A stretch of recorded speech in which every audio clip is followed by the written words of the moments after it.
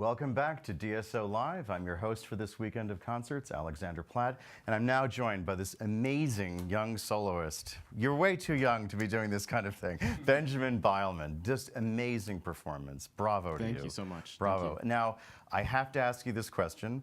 This time last weekend, Renaud Capuçon was the scheduled soloist for this weekend, and Monsieur Capuçon was indisposed, and the search went out for a replacement. Now, I have to ask you this question. It's the oldest question in the business. Where were you when the phone rang and it was your agent who said, Benjamin, how's your Saint-Saëns? I was in the middle of a rehearsal actually in New York. I live in Philadelphia, but I was in New York rehearsing a recital program. Okay. And my...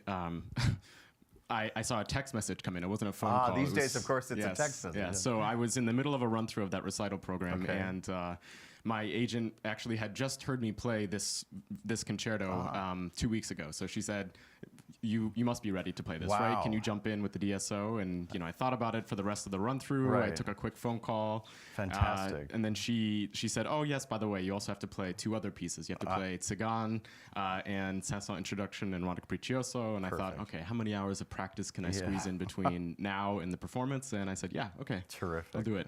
Phenomenal. And this was just such a beautiful performance of the concerto. Now, I have to also ask you, you mentioned Philadelphia. You are, of course, a graduate of the Curtis Institute in Philly, which has given the world so many amazing violinists. Was this a piece that you took into your repertoire when you were, I don't know, 10 years old, or was it a piece you took on at Curtis, thanks to a particular teacher? What's your story with this concerto? I think I first studied this work when I was probably about 12 or 13. Okay. I mean, this is often used as kind of a sort of instruction piece, sort of building technique. Right. Obviously, it doesn't have the most complex musical ideas embedded in it, but they're beautiful and wonderful. Right, but, and who else could have written that slow movement? Yeah, that of course. Cast that spell. Yeah, completely. No one else. And then I worked on it as a sort of a teenager, and then I put it away for about a decade. And then a few years ago, I sort of took the music back out. I was scheduled to play it with a different orchestra, and I realized that there's far more depth in the piece than I initially took. Thank you for mentioning that, because we always look at this is the French contestant of the great late Romantic concertos. But I think some people think, oh, it's not quite Brahms or Tchaikovsky or Sibelius, but in its own very Gallic way, it is equally profound in that elegance, that refinement.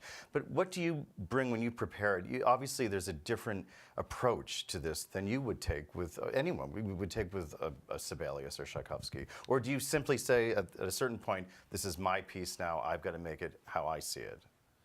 Well, I mean, of course, inevitably, there has to be a personal view on the piece. Of course.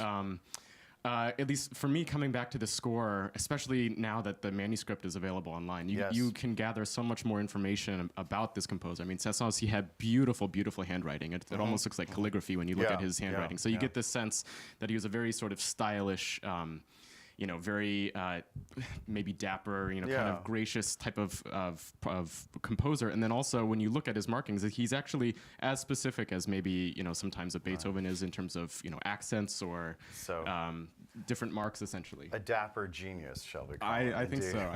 I mean, you look at all his motives, the way he builds the piece, and it's very elegant. Benjamin, an amazing performance. Thank you, and we'll be back in just a few minutes with Jessica Grimmer from the University of Michigan.